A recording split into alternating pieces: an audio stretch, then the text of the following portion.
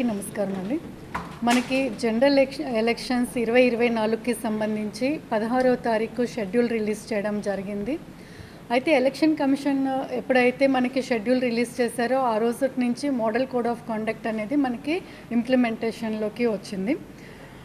మనకి ఎల్లుండి నుంచి 18వ తారీఖు మనము నోటిఫికేషన్ ఇవ్వడం జరుగుతుంది. సంబంధిత రిటర్నింగ్ ఆఫీసర్స్ 7 నియోజకవర్గాలకి సంబంధించి జిల్లాలో ఫామ్ 1 నోటిఫికేషన్ ఇస్తారు. అదేవిధంగా రిటర్నింగ్ ఆఫీసర్ పార్లమెంటరీ కాన్స్టిట్యుయెన్సీ అంటే నేను ఇక్కడ పార్లమెంట్కి సంబంధించి ఫామ్ 1 నోటిఫికేషన్ అనేది ఇవ్వడం జరుగుతుంది. మనకి నామినేషన్స్ ప్రక్రియ 18వ తారీఖు నుంచి స్టార్ట్ అవుతుంది. డైలీ 11 నుంచి 3 గంటల వరకు నామినేషన్స్ స్వీకరించబడతాయి. అండ్ పబ్లిక్ హాలిడే రోజు నామినేషన్స్ స్వీకరించబడవు. అంటే మనకి మధ్యలో ఒక రోజు సండే రావడం జరుగుతుంది కాబట్టి ఆ రోజు నామినేషన్స్ అనేది తీసుకోరు. 18 నుంచి 25వ తారీఖు వరకు ఎక్సెప్ట్ సండే 11 నుంచి 3 వరకు నామినేషన్స్ తీసుకుంటాము. 26వ తారీఖు స్క్రూటినీ చేయడం జరుగుతుంది. అండ్ 29 మధ్యాహ్నం 3 గంటల వరకు కూడా విత్డ్రాయల్కి అవకాశము ఇవ్వడం జరుగుతుంది. 29 3 గంటల తర్వాత final list of contesting candidates అనేది ఫామ్ 7Aలో ప్రిపేర్ చేసి అప్పటి నుంచి యాక్చువల్ ప్రాసెస్కి సంబంధించిన ఏదైతే ఉంటుందో పోస్టల్ బ్యాలెట్ కానీ అదేవిధంగా home voting and actual poll గురించి కూడా అన్ని చర్యలు కూడా తీసుకోవడం ఏర్పాట్లు చేయడం అనేది జరుగుతుంది. మనకి పోల్ వచ్చేసి 13వ తారీఖు ఉంటుంది. ఈ పోల్ డే నాడు మనకి ఉదయం 7 గంటల నుంచి సాయంత్రం 6 గంటల వరకు టైమింగ్స్ ఇచ్చారు. సో ఈ 7 గంటల నుంచి ఉదయం 7 నుంచి 6 వరకు పోలింగ్ ప్రక్రియ అనేది పోలింగ్ స్టేషన్స్లో జరపబడుతుంది. 6 గంటల తర్వాత ఎవరైతే ఓటరు 6 గంటల లోపల పోలింగ్ స్టేషన్లోకి రీచ్ అవుతారో వారికి స్లిప్స్ ఇచ్చి ఎంతమంది ఉన్నా కూడా 6 గంటల లోపల వచ్చిన ప్రతి ఒక్క ఓటర్కి కూడా ఓటు హక్కు వినియోగించుకోవడానికి అక్కడ అవకాశం ఇవ్వడం జరుగుతుంది. అయితే ఎంటైర్ పోలింగ్ ప్రక్రియకి సంబంధించి జిల్లాలో సుమారు 22,000 మంది సిబ్బంది పార్టిసిపేట్ చేయడం జరుగుతూ ఉంది. అందరు కూడా ట్రైనింగ్ ఇచ్చాము. సెక్టరల్ ఆఫీసర్స్ ట్రైనింగ్ అయింది, బిఎల్ఓస్ ట్రైనింగ్ అయింది. నిన్న మనము పిఓస్ ఏపీఓస్ కూడా ట్రైనింగ్ ప్రక్రియ అనేది పూర్తి చేసుకోవడం జరిగింది. సో ఇంతమంది సిబ్బందికి ట్రైనింగ్ చేసి వీరందరూ కూడా ఎలక్షన్ని చక్కగా నిర్వహించేందుకు అన్ని ఏర్పాట్లు జిల్లాలో చేశాం. Next coming to the model code of conduct ఏదైతే ఉందో ఇది మనకి 16 మార్చి నుంచి మనకి మోడల్ కోడ్ వచ్చిన తర్వాత ఇప్పటి వరకు మనము 18 కేసెస్ మనము నమోదు చేయడం జరిగింది. ఎఫ్ఐఆర్స్ నమోదు చేశాము. ఇందులో 5 ఎంప్లాయీస్ మీద పెట్టడం జరిగింది. రిమైనింగ్ 13 కూడా పొలిటికల్ పార్టీస్ మీద కొన్ని, డిఫేస్మెంట్ ఆఫ్ పబ్లిక్ ప్రాపర్టీ మీద కొన్ని, ఇలా మనము ఎఫ్ఐఆర్స్ కూడా కట్టి ఎక్కడ కూడా పారదర్శకంగా ఈ ఎలక్షన్స్ జరిగేటట్లు మోడల్ కోడ్కి irrespective of the any party any officers ప్రతి ఒక్కరు కూడా ఈ మోడల్ కోడ్ ఆఫ్ కాండక్ట్ అనేది పాటించాలి అనేది అన్ని చర్యలు కూడా తీసుకోవడం జరిగింది. Next coming to the important point voters లిస్ట్కి సంబంధించి మనకి ఫైనల్ పబ్లికేషన్కి 16 లక్షల మంది ఓటర్లని మనం నమోదు చేశాము. నిన్న నైట్కి మిడ్నైట్ 12 o'clockకి మనకి లాస్ట్ డేట్ ఆఫ్ ఫామ్ 6 అనేది కంప్లీట్ అయింది. సో నిన్న రాత్రి వరకు వచ్చిన ప్రతి ఒక్క ఓటర్ నమోదు ఫామ్ మనం ఏదైతే రిసీవ్ చేసుకున్నామో ఫామ్ 6, అదేవిధంగా ఫామ్ 8 షిఫ్టింగ్ కోసం ఏదైతే రిసీవ్ చేసుకున్నామో ఇవన్నీ కూడా మనము సాల్వ్ చేసుకొని ఇవి కూడా మనము ఓటర్స్ లిస్ట్లోకి తీసుకొని రావడం జరుగుతుంది.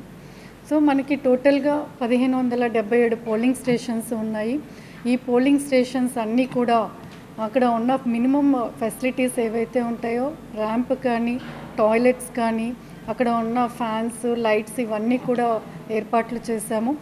ఈ 1577 పోలింగ్ స్టేషన్స్కి కాను మనము 367 పోలింగ్ స్టేషన్స్ని సమస్యాత్మక పోలింగ్ స్టేషన్స్గా అంటే క్రిటికల్ పోలింగ్ స్టేషన్స్గా గుర్తించడం జరిగింది.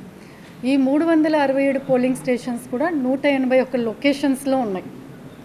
సో ఈ క్రిటికల్ పోలింగ్ స్టేషన్స్లో కూడా మనము వెబ్కాస్టింగ్ పెట్టడం జరుగుతుంది. సో అక్కడ పోలింగ్ ప్రక్రియ మొత్తం కూడా మనము రికార్డ్ చేస్తాము ఈ సీసీ కెమెరాస్లో. ఈ ఫీడ్ కూడా మనకి కలెక్టరేట్కి అండ్ ఆర్ఓస్ ఆఫీస్కి కూడా ఇవ్వడం జరుగుతుంది. సో అక్కడ ఎటువంటి ఇబ్బంది ఉన్నా కూడా, సమస్య వచ్చా కూడా ఇమ్మీడియట్గా మనం అటెండ్ అవ్వడానికి అవకాశం ఉంటుంది, అబ్జర్వ్ చేయడానికి అవకాశం ఉంటుంది. వెబ్కాస్టింగ్తో పాటు అక్కడ మైక్రో అబ్జర్వర్స్, వీడియోగ్రాఫర్స్ని కూడా అక్కడ పెట్టడం జరుగుతుంది. మనము జిల్లాలో 752 పోలింగ్ స్టేషన్స్లో ఈ వెబ్కాస్టింగ్ ప్రక్రియ, ఈ సమస్యాత్మక పోలింగ్ స్టేషన్స్తో పాటు మిగిలిన పోలింగ్ స్టేషన్స్ కూడా గుర్తించి వీటిలో కూడా వెబ్కాస్టింగ్ పెట్టి పోలింగ్ ప్రక్రియ అనేది గమనించి ఎక్కడ కూడా ఎటువంటి అవాంఛనీయ సంఘటన జరగకుండా అన్ని చర్యలు తీసుకోవడం జరుగుతుంది. 18వ తారీఖు నుంచి ఏదైతే నామినేషన్స్ ప్రక్రియ ఉందో, రిటర్నింగ్ ఆఫీసర్స్ 18వ తారీఖు ఉదయం వాళ్ళు ఒక నోటిఫికేషన్ విడుదల చేస్తారు. అందులో రిటర్నింగ్ ఆఫీసర్ ఎక్కడ నామినేషన్స్ రిసీవ్ చేసుకుంటారో అనేది మెన్షన్ చేయడం జరుగుతుంది. పార్లమెంటుకు సంబంధించి కలెక్టర్ చేంబర్లో, కలెక్టరేట్లో నామినేషన్స్ స్వీకరించబడతాయి. రాజమండ్రి రూరల్ కాన్స్టిట్యున్సీకి సంబంధించి కలెక్టరేట్లో జాయింట్ కలెక్టర్ చేంబర్లో నామినేషన్స్ స్వీకరిస్తారు. రాజమండ్రి సిటీ కాన్స్టిట్యున్సీకి సంబంధించి మున్సిపల్ కమిషనర్ ఆఫీస్లో, ఆర్ఓ చేంబర్లో నామినేషన్స్ స్వీకరించడం జరుగుతుంది. రాజానగరం నియోజకవర్గంలో ఎంపీడీఓ ఆఫీస్లో మనకి నామినేషన్స్ స్వీకరించడం జరుగుతుంది. అనపర్తి నియోజకవర్గంలో ఎంపీడీఓ ఆఫీస్లో నామినేషన్ స్వీకరించడం జరుగుతుంది. అదేవిధంగా నిడదవోల్లో గ్రామ కచేరీ ఆఫీస్లో నామినేషన్స్ స్వీకరిస్తారు. గోపాలపురం నియోజకవర్గంలో తహసీల్దార్ ఆఫీస్లో నామినేషన్స్ స్వీకరించడం జరుగుతుంది. కొవ్వూరులో సబ్ కలెక్టర్ ఆఫీస్లో, ఆర్ఓస్ చేంబర్లో నామినేషన్స్ స్వీకరించడం జరుగుతుంది. సో ఈ నామినేషన్స్ ప్రక్రియ అనేది కంప్లీట్గా అక్కడ ఈ డెసిగ్నేటెడ్ చేంబర్స్లో పూర్తి చేయడం జరుగుతుంది. ఇంకా మనకి ఎలక్షన్ కమిషన్ ఆఫ్ ఇండియా పారదర్శకత తీసుకొని రావడానికి విజిల్ ఇంప్లిమెంటేషన్ అనేది కూడా చేశాము. విజిల్కి సంబంధించి మనకి విజిల్ ఏదైనా కంప్లైంట్ వస్తే 100 మినిట్స్లో మనం సాల్వ్ చేయాల్సి ఉంటుంది. దీనికి సంబంధించి జిల్లాలో ఇప్పటి వరకు 481 విజిల్ కేసెస్ నమోదయ్యాయి. వీటన్నిటిని కూడా మనం యావరేజ్ టైము 32 మినిట్స్లో వీటన్నిటిని కూడా సాల్వ్ చేయడం జరిగింది. అయితే మనకి కంప్లైంట్స్ ఏవైతే ఒక టోల్ ఫ్రీ నెంబర్ పెట్టాము, అదేవిధంగా 1950 కొన్ని కంప్లైంట్స్ రావడం జరుగుతూ ఉంది. ఎన్జిఎస్పి పోర్టల్లో కంప్లైంట్స్ వస్తున్నాయి, విజిల్లో కంప్లైంట్స్ వస్తున్నాయి. కొంతమంది డైరెక్ట్గా కలెక్టర్కి కానీ రిటర్నింగ్ ఆఫీసర్ కానీ కంప్లైంట్స్ ఇవ్వడం జరుగుతూ ఉంది. కొంతమంది సిఇఓ ఆఫీస్లో కంప్లైంట్స్ ఇవ్వడం జరుగుతుంది. సో ఏ కంప్లైంట్స్ వచ్చినా కూడా ఇమ్మీడియట్గా 24 అవర్స్లో వాటి మీద ఎంక్వైరీ చేసి ఆ రిపోర్ట్స్ కూడా రెడీ చేసుకొని, ఒకవేళ నిజంగానే వాళ్ళు పెట్టిన కంప్లైంట్ కరెక్ట్ అనుకుంటే వాళ్ళ మీద చర్యలు కూడా అన్నీ తీసుకోవడం జరుగుతూ ఉంది. వీటన్నిటికీ సంబంధించి కలెక్టరేట్లో కూడా ఒక కంట్రోల్ రూమ్ ఏర్పాటు చేశాము. సిబ్బంది కూడా 24 అవర్స్ 3 షిఫ్ట్స్లో పనిచేస్తూ ఉన్నారు. కాబట్టి ఎక్కడ ఎవరికైనా కంప్లైంట్ ఉన్నా కూడా ఈ డిఫరెంట్ ఫోరమ్స్ యూజ్ చేసుకొని కంప్లైంట్ చేయడానికి కూడా వారికి అవకాశం ఇవ్వడం జరిగింది. ఈసారి ఎలక్షన్ కమిషన్ హోమ్ ఓటింగ్ అనే ప్రక్రియ అనేది స్టార్ట్ చేశారు. అంటే 85 ఇయర్స్ ఏజ్ దాటిన వాళ్ళు ప్లస్ పీడబ్ల్యూడి ఓటర్స్, అంటే ఫిజికల్లీ డిసేబుల్డ్ ఓటర్స్ ఎవరైతే ఉన్నారో 40% డిసెబిలిటీ ఉన్న వాళ్ళకు కూడా హోమ్ ఓటింగ్ అనేది అవకాశం ఇవ్వడం జరిగింది. మన జిల్లాలో టోటల్గా 28,000 మంది ఓటర్స్, ఇటువంటి ఓటర్స్ ఉన్నారు. అయితే 28,010 ఓటర్స్కి అందరికీ కూడా ఫామ్ 12D ఇవ్వడం జరుగుతుంది. అది కూడా ఆర్ఓస్ అందరికీ కూడా ఫామ్ 12D చేర్చారు. అవి మళ్ళీ మనం రిటర్న్ కలెక్ట్ చేసుకుంటున్నాము. ఇప్పుడు వరకు సుమారుగా 2,000 అప్లికేషన్స్ మనకి రిటర్న్ వచ్చాయి.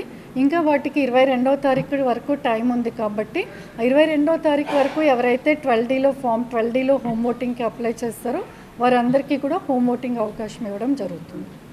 మందిని ఎవరినైతే అపాయింట్ చేశామో వారందరికీ ఫామ్ 12 ఇవ్వడం జరిగింది.